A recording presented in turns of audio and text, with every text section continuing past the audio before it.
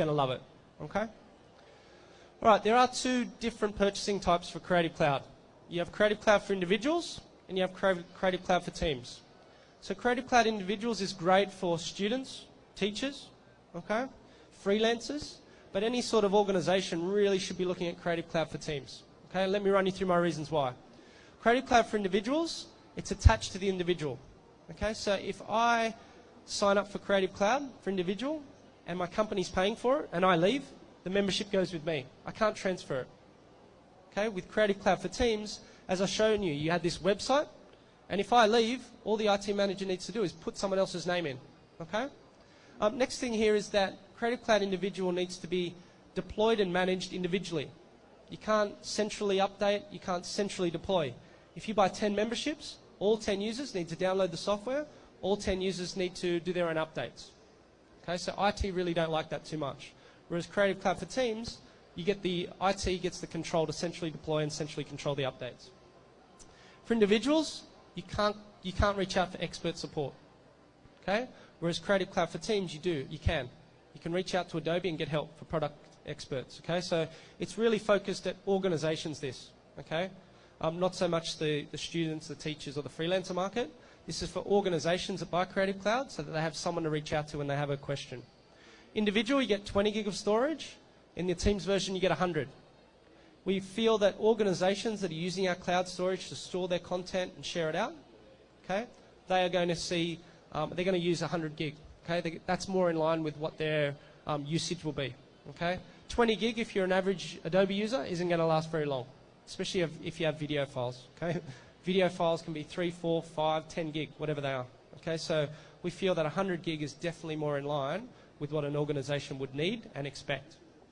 And the last one here is around credit card payments. So Creative Cloud Individual, your only way that you can buy it is via adobe.com and with a credit card. Okay, most organizations don't like that. Okay, they'd much prefer to work with their reseller. So you know, if you're working with Yinzal, and I encourage you to go and visit them afterwards, okay, and talk about this, if you're an organization, because you can get a account with them and you can buy the software outright. Okay, you can buy the membership from Yinzal. And the way that it works is that over this side, every time you sign up for a membership, it goes from 12 months from that date. Okay? But over here, the way it works is you have a licensing program agreement with Adobe, and every time you buy the software, you're only paying for what's left in your membership. Okay, so first up, you'd buy 12 months, but if you want to add a user 6 months to go, you don't pay Adobe for 12 months. You only pay Adobe for 6 months. Okay, but go and have a chat to Yinzal if you're interested about Creative Cloud for Teams, and they'll walk you through all that. Okay, let's have a look at the pricing model for Creative Cloud for Teams.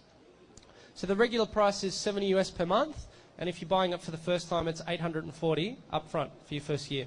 That's the regular price. But we do have some introduction pricing available where you can save up to 43% on your first year with Creative Cloud. Okay, so we'd like to entice as many customers as we can to try Creative Cloud and see if they like it. Okay, so you can save up to 43%.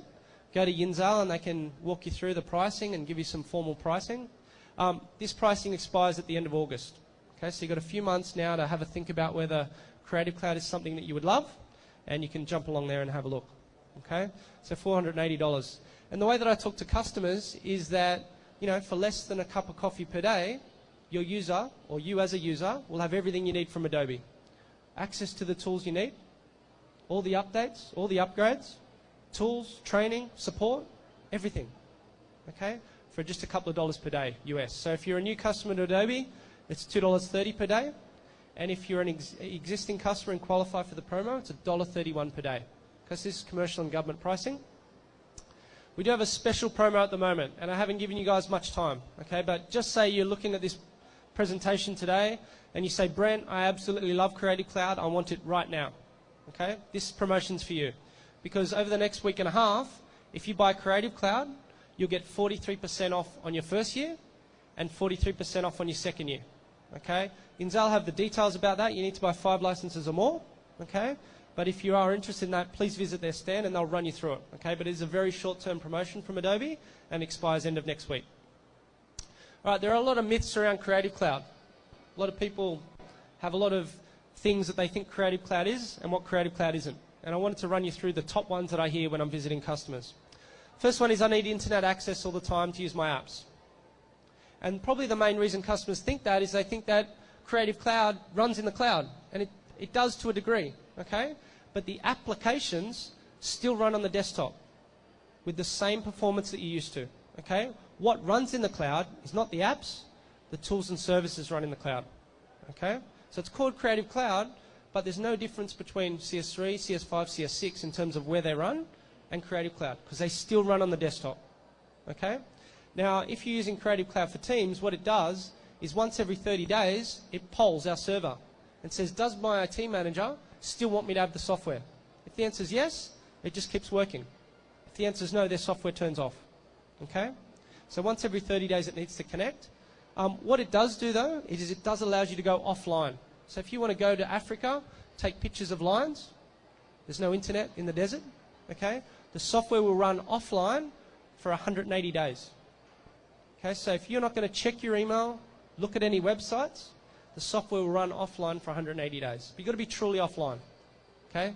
If you go away and you check your email, what it's going to do is it's going to sense an internet connection, it's going to make a call back and see if your IT manager still wants you to have the software or not, okay?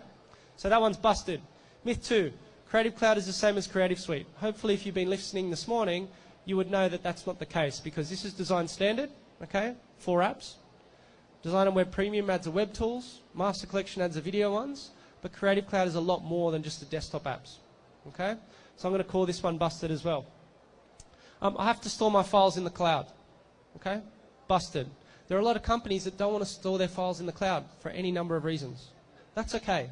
It's completely optional, okay? You don't need to store your content in the cloud if you don't want to. Creative Cloud will still work and function as normal if you don't want to store your files in the cloud. So it's completely optional. Number 4, I have to update my software every time Adobe provides an update. I've had customers come to me and say, Brent, I hate Creative Cloud because you're going to force me to download every single update and run the latest version, and I don't want to do that. And I say to them, no, that's not the case. We'll provide the updates, and you take them if you'd like them. Okay, completely optional. Okay, you're not forced to run the latest version with Creative Cloud, but they're there if you'd like them. Number 5, Creative Cloud is not for us, as IT cannot centrally control the software. I think we've already covered that throughout the presentation today. That's false. Okay, so Creative Cloud and IT, if they have the packager, they get the control that they need. So busted. All right, is Creative Cloud for Teams right for you? Let's run through a couple of things here. So if you want the latest updates and innovation from Adobe, you're going to need to be on Creative Cloud, okay? Because that's where we're pushing all the updates and innovations moving forward. If you're looking to extend your business, I do a lot of work with printers in Australia, and a lot of them are looking at, hey, what's next for us? We do printing work, but we'd like to go into design. So if you're a printing agency or an organization right now and you've always wanted to do web design, video design, design for iPads, okay? Creative Cloud is a really low-cost way for you to have the tools you need to broaden your business out, okay? If you'd like the most cost-effective way, okay? Creative Cloud is easily the most cost-effective way to get the latest and greatest tools from Adobe moving forward. If it could reduce outsourcing, I work with a lot of customers that don't have web or video capabilities. And what we say to them is, if you have Creative Cloud, maybe could you bring some of that back in-house instead of paying an outsourced company? And sometimes the answer is yes, sometimes the answer is no. But what I say to the no customers is, don't outsource everything, okay? Maybe you can outsource most of it, but maybe just the changes that you want to make. Maybe you could do them in-house.